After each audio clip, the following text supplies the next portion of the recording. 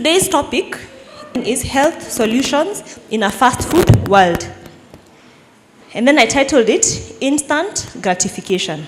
Because in essence, that's what it is. Okay, so a story as usual. They did a study in the 60s where they put 100 children between the ages of 4 and 5 in a room. And then they gave the child a marshmallow. Marshmallow is like a sweet. And they explained to the child, here is a marshmallow. Marshmallow, I don't know how you pronounce it. Here it is. You can eat it if you want. But if you wait 15 minutes, then we'll give you a second one. You understand? If you eat it right now, you will eat your one. But if you wait 15 minutes, we'll give you another. So you will have two. So they were left in the room alone 15 minutes. Some of them, as soon as the person left the room, they ate it. Others, they would stare at it. There are videos. They would stare at it, then they walk away, then they come back and stare at it, and then they poke it. You know, they are trying to buy time. Along the way, some would eat it. But there are a few who waited the full 15 minutes and got their 2 marshmallows. Now, this is the crux of the matter. The children who are willing to delay gratification and waited to receive the second marshmallow ended up having higher SAT scores. We know what SATs are? Yeah, standardization tests. Ended up having higher SAT scores, lower levels of substance abuse, lower likelihood of obesity, better responses to stress, better social skills as reported by their parents, and generally better scores in a range of other life measures. Then they came back and they followed these children over 40 years. Remember I told you about longitudinal studies. This was one of them. And over, every time they tested them, every 5 or 10 years when they tested them, the children who waited always scored better. What does this tell us? If you develop the ability to delay gratification, then you are significantly more successful than those who cannot delay gratification. Those who must get what they want right now. So if you delay the gratification of watching TV, but it is okay because yesterday we quit TV for this month. So if you delay the gratification of watching TV and do your homework, then you will learn more and get better grades. If you delay the gratification of buying crisps in a store, then when you get home, you will eat a banana. If you delay the gratification of finishing your workout exercise early, and then you work out a bit more, then you will be stronger. Those are examples of delayed gratification. 2 Peter 1:5-10. It says, and besides this, giving all diligence, add to your virtue, add to your faith virtue, to virtue knowledge, to knowledge temperance, to temperance patience, to patience godliness, godliness brotherly kindness, and brotherly kindness charity, which basically is love. Then he says, verse 8 is basically saying, if you do these things, excellent. Then verse 9 says, but he that lacketh these things is blind, and cannot see afar off. If you lack these virtues, then you are blind. You cannot see into the future. Now we start the lesson. Food should be so simple that its preparation will not absorb all the time of the mother. Food should be prepared in a wholesome and inviting manner. Often, health reform is made health deform by the unpalatable preparation of food. Many people think that being a health reformer means you're going to eat boiled githeri for life. And that stresses you seriously, you know, and it becomes health deform.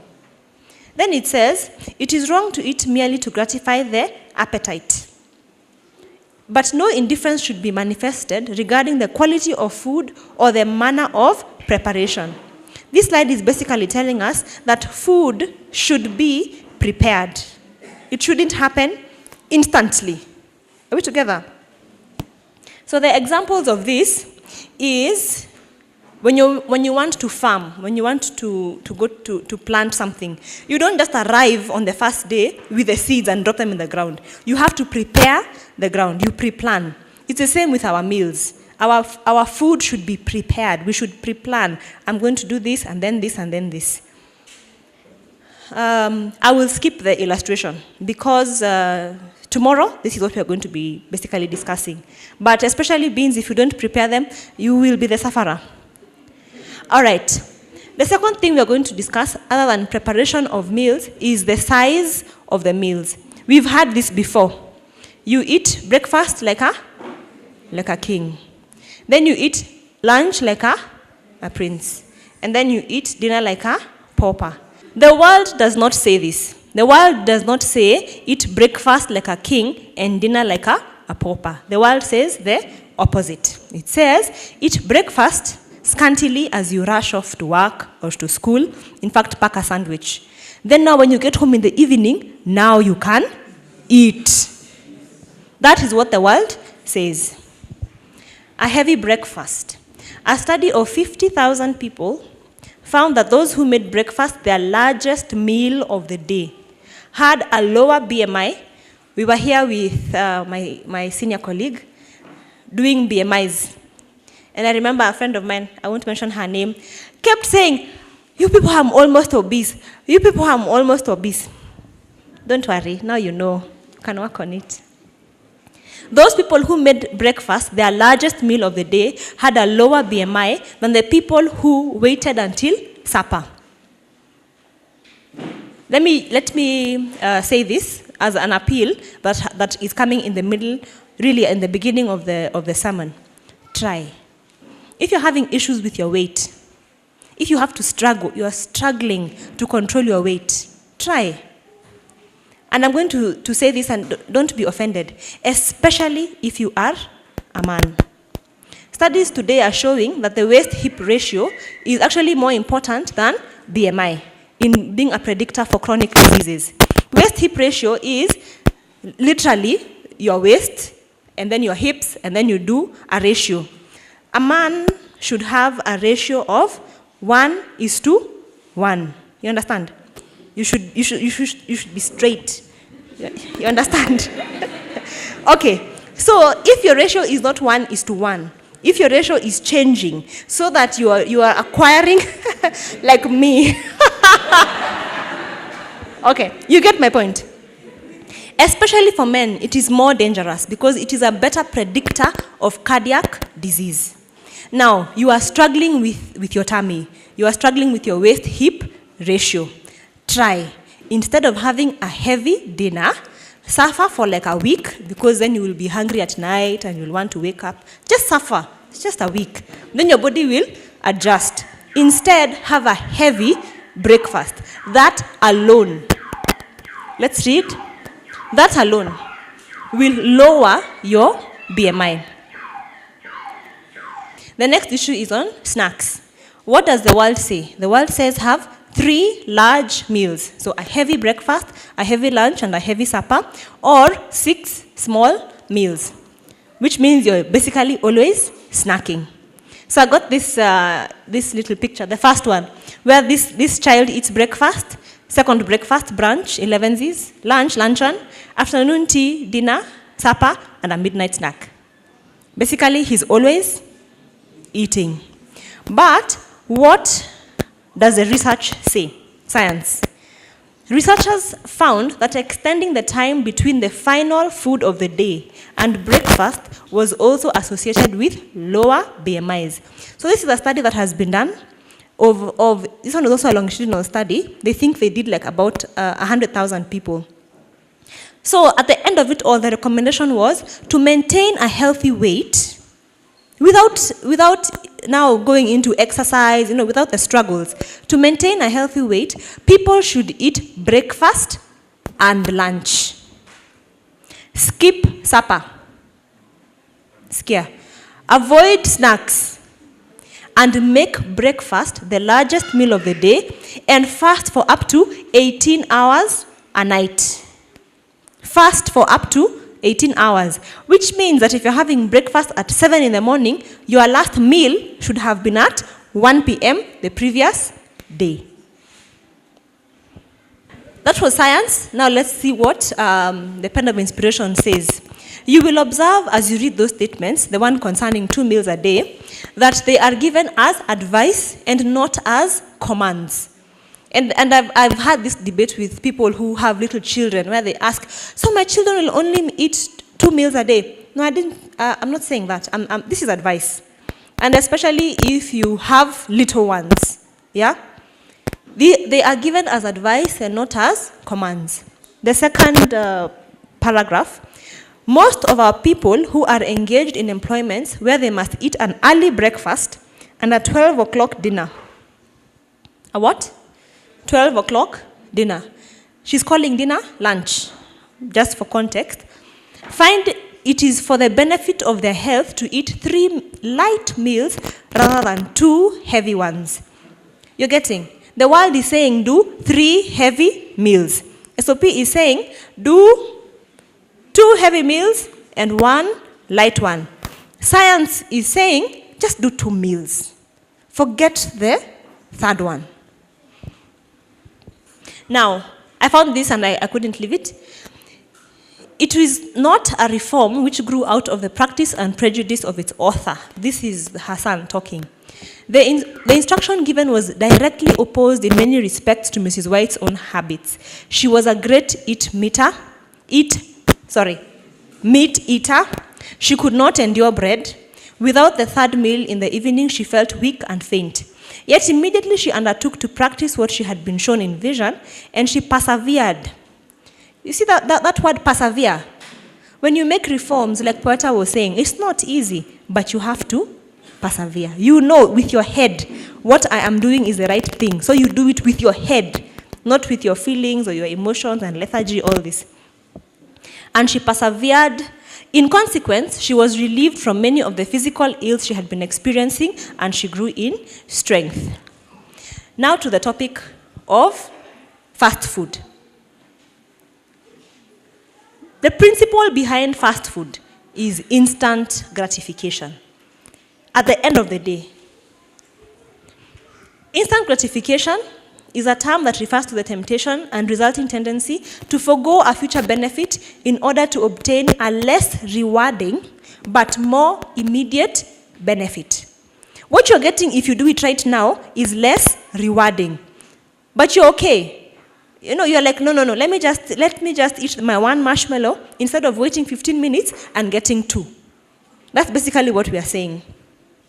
So the example is down here, the last one.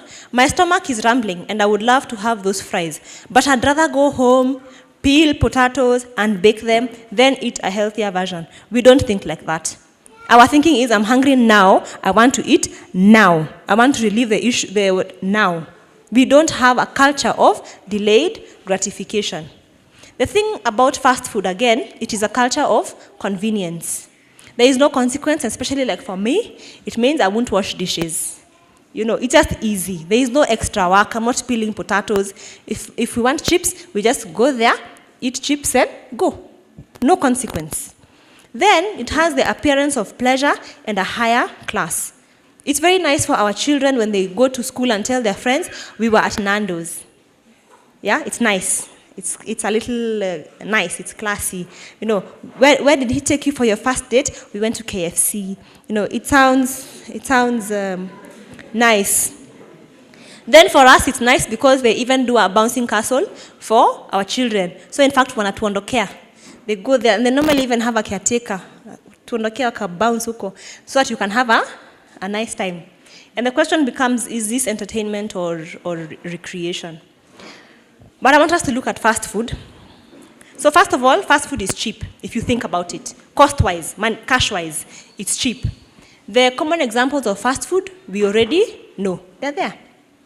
But what is interesting, that fast food do offers that general food does not. There is no day you will hear, tell me a nice restaurant in Nairobi. A nice restaurant, any. Be careful, if you say Mama Oliach, we'll know you eat fish. So say a nice restaurant. Which one? Again, near me. CJ. Okay, let's say CJ. Is there ever a time when CJ has a buy one, get one free offer?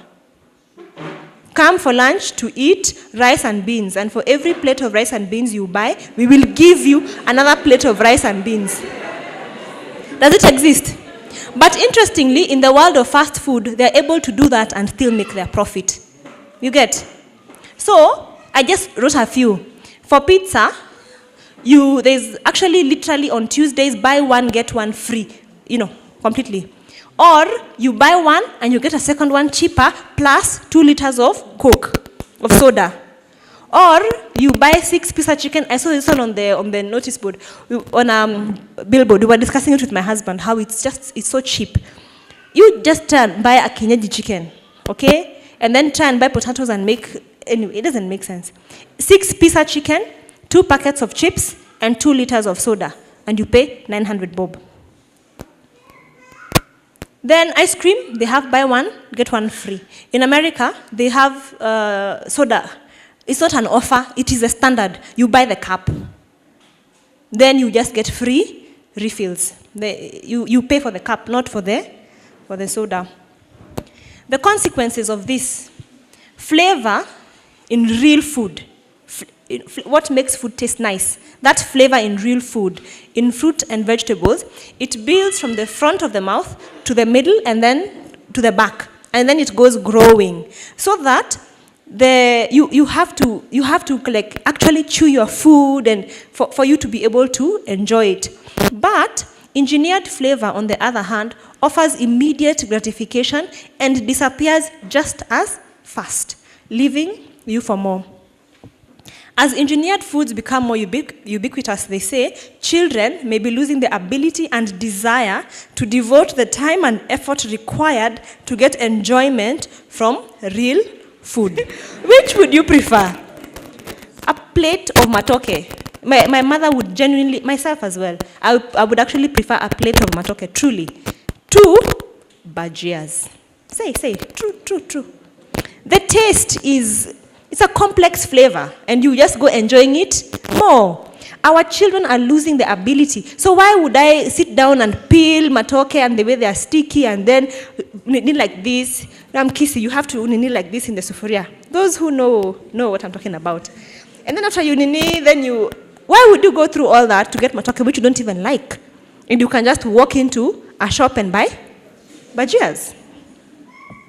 Anyway, so fast food does not so much dull the taste buds as affect how the brain processes the taste as pleasurable or unpleasant. And this is my point for today. Traditionally, we say that the tastes are salty, sweet, sour, and bitter. Now we have a 5th taste. It's called umami. Umami is the taste of MSG. How many of us have heard of MSG? Surprising. Okay. Umami is a taste of MSG. And it is a protein that is wired, it's from breast milk, blah, blah. Anyway, the more overweight people are, the more their response to sugar, the sweetness of sugar, is blunted. This is in the taste buds. That is why you come from 3 spoons to 4 spoons to 5 spoons, but also in your blood, your glycemic index. You become glucose intolerant. You prefer, your body cannot, you get glucose intolerance. Otherwise, Edna will explain to you, organize a session. The more overweight people are, the more their response to sugar is blunted. MSG is exactly the same. You need to go and read up on MSG. I saw Claire put her hand up. Ask her to come and do a session on what MSG is. But for me, let me tell you about what MSG does, which was the point of today. For fast foods, KFC, Burger King, Taco Bell, these are things now in Kenya, especially in the fries and chicken, they put MSG. And that's why some people will tell you, I only eat KFC fries. Or I can only eat fries from X. Because it's not regular fries. Crisps. Here we call them crisps. In the West, they call them chips. I don't know a brand of crisps that doesn't have MSG. I checked when I was doing the research. I don't know. Then we have this thing called instant noodles. You've seen them. They are really being advertised. It's like they got funding or something. It's everywhere. To just you cut it open and you put it in the water and suddenly you have spaghetti-like food. That, it has MSG. And then of course the sauces.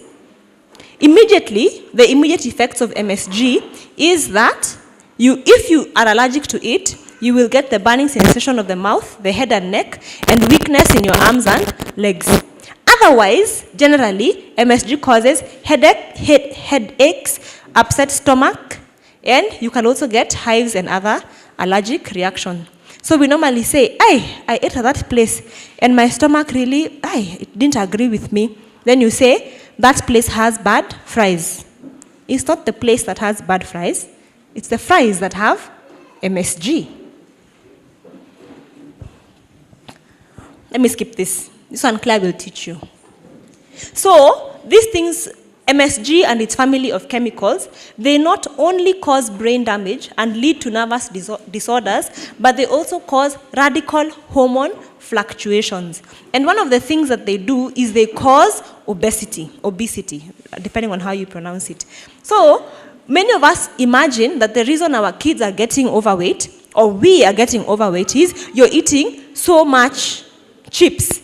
Yes, the quantity of chips matters, but also the fact that the fries have MSG matters, because MSG is used by scientists in a lab to make rats fat faster. Remember when we were talking about the tobacco industry on the first day, one of the things we said is that industry insiders know that these things cause obesity. Then they fight it so they can put it in our food. Are we following?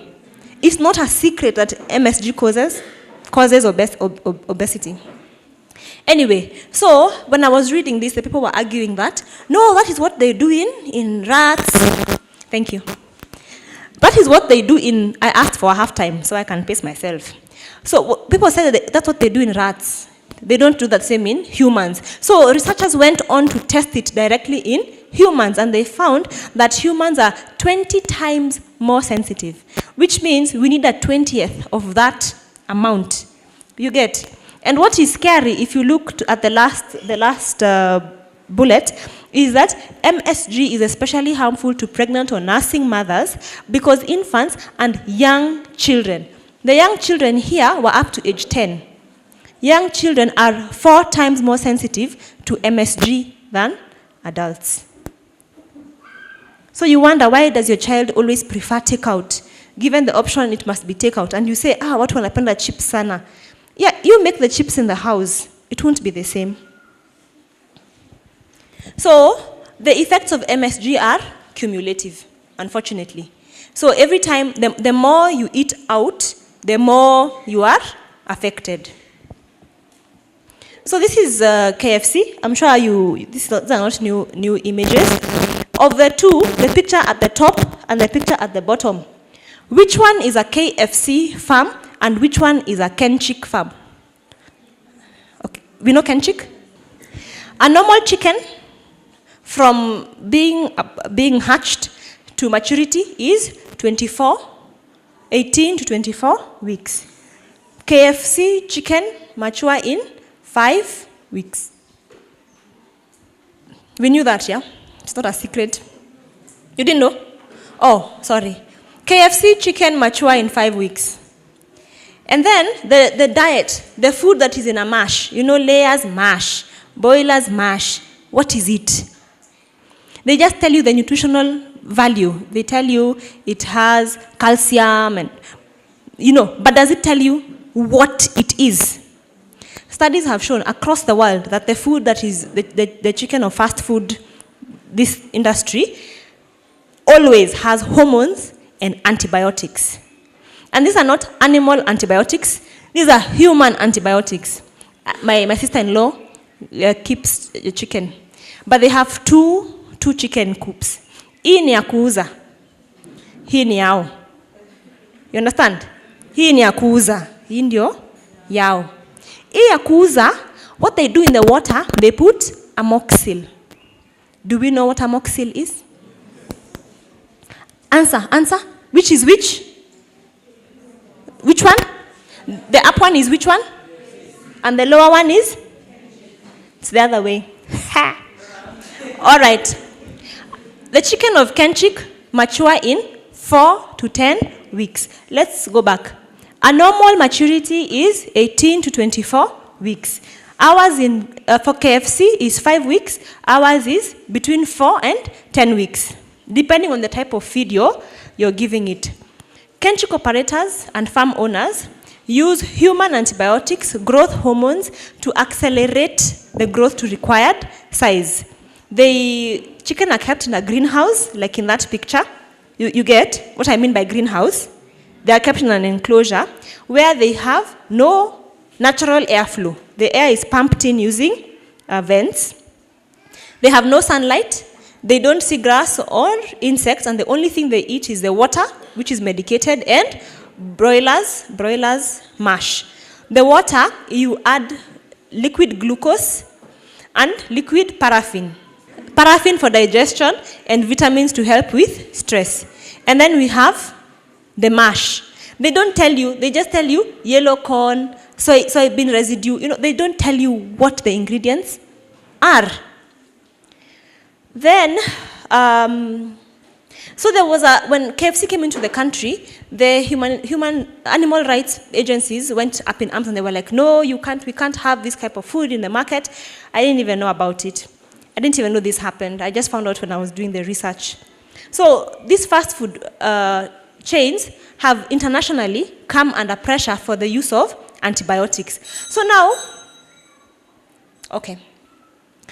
when KFC came into the country, they said, we source our chicken from Kenchik.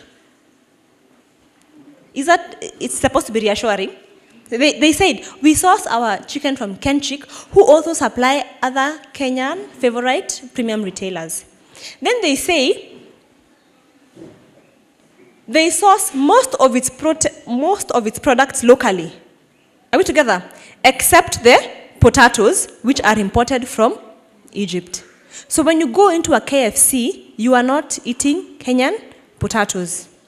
These are KFC documents. They import 100% of their potatoes from Egypt.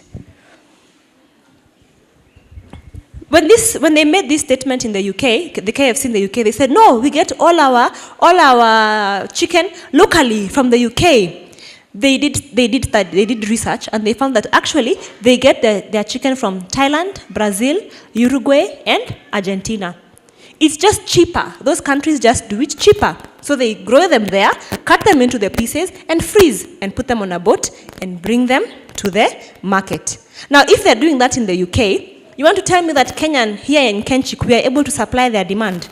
It is just cheaper for them to bring their chicken. Already their potatoes are coming from Egypt, and the chicken is going to come from Brazil. Anyway, this is just not to worry. So this particular slide is to tell us where they get their spices. You know that one of the things we really like about these foods is their spices. So he says, a copy of the recipe, this is the famous KFC chicken, is held inside a safe, inside a vault in KFC's headquarters, along with 11 vials containing the herbs and spices. To maintain the secrecy of the recipe, half is produced by this lab before it is given to McCormick, who add the other half. Are we getting? This is what we buy here. So the potatoes are from Egypt. The chicken, let's say it is from Kenchik. Okay? The spices, even the spices, they come on a ship. So don't think it is Dania and Hoho. This food is then deep fried. How many of us have a cooker that will heat our oil to 125 degrees Celsius and keep it at 185 degrees for the whole day? My husband and I normally joke that when in a few years, when we're able to, we'll be using cooking oil to run our car. We'll use diesel from these cheap places. We shall go to KFC. You know, if you cook oil from the morning, it is at 85 the whole day. By evening, it is actually biofuel. It is diesel. You can use it to run your car. Okay. Now I'm doing the summary. This fast food that we love. And let me tell you, I just used KFC because their information was the easiest to get. But I'm sure if I dig, the practices are the same. Because the lawsuits they are getting are the same lawsuits that Wendy's are getting, the same as, all those, they get the same lawsuits. The chicken is not local. The potatoes are not local. They come already pre-spiced. The spices, as you have seen, one of the significant ingredients is MSG. The ketchup is not our tomatoes, it is Heinz. The oil is the one for making diesel at the end of the day. It's basically, none of this stuff is local. My time is up. One of the slides that was coming, like in the second one, I can see it in my notes, says that when they were told, why then do you say fresh daily? You know how they say fresh on the advertising? Why do you say fresh? They said, because we make it right in front of you. We make it freshly. When you come and make your order, then we make it. So because we've made it at that time, it's fresh. But what is our understanding of fresh? That there's a chicken farm behind there, you make your order, they have killed the chickens yesterday. That is not the case. I hope I have added a bit of knowledge. That everything is not as it seems. It's not as simple as walking into Kenchik and eating fries. It's not that simple. That chicken that we so love, it's not that simple. The reason those bones are so soft is because that chicken that is the size of an adult chicken is actually just 5 weeks old instead of 24. It is not, let us not be naive. Let us be deliberate. Let me just read this and then we close. You are dying of notions, and yet you do not make sufficient effort to produce a radical change. God would have you live. And if you go down, it will be yourself alone that will be at fault. If you mar your influence, it will be you, my Kenyan self, it will be yourself alone to blame. The second one, you would enjoy being healed. And this is many of us. We want to be healthy. We want a healthier lifestyle. You would enjoy being healed, taken out of your present condition. You know how your knees are always aching, you're always tired. You want to be healed. And without any disagreeable effort on your part to receive health and strength. We want a magic pill. And this industry is quite something. I want to lose weight. You go, you buy a pill, and you lose weight 6 weeks. How? You gained it in 10 years, and then you've lost it in 6 weeks. How? You would enjoy being healed, taken out of your present condition, and without any disagreeable effort on your part. You want to receive health and strength. The prophetess says, this will never be. You have to make the effort. If you will work to the point to control your thoughts and feelings, bring yourself perseveringly into normal condition, you will succeed. But if you give up to your feelings, flatter yourself that you cannot do otherwise. I can't do otherwise. This is who I am. This is what we've always done. This is our culture. Whatever excuse you are using, flatter yourself that you cannot do otherwise. If you have no power of self-control, then give yourself up to be controlled by those who have judgment. Oh yeah, I'm sorry. Study to help others. You are not a child.